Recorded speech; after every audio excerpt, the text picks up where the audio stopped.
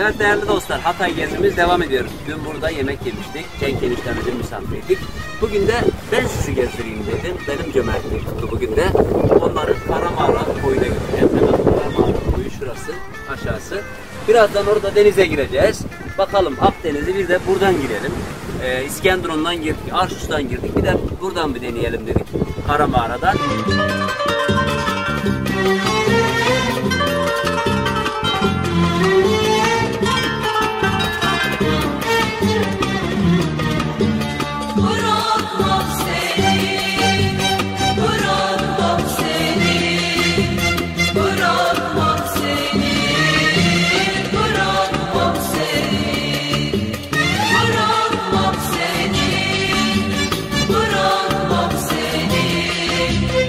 Eşyaları bize taşıtıyor.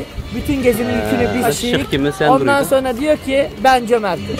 Boşlusun bu kalbime, yaralı yüreğime, senin için ağlayan yaş dolu. Sen eğimle gidiyorsun.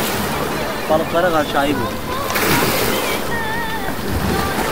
Yüreğime, senin için ağlayan yaş dolu.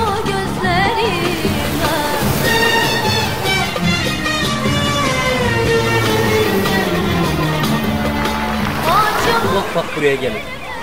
Yel Dağı'ndan 13-14 kilometre Karamağara'ya gelirsiniz.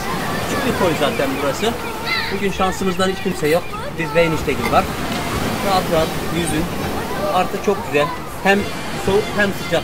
Dalga geldiğinde soğuk, dalga olmadığında sıcak su. Kaynak suyundan bahsedebilirsin. Evet, burada bir kaynak suyu var.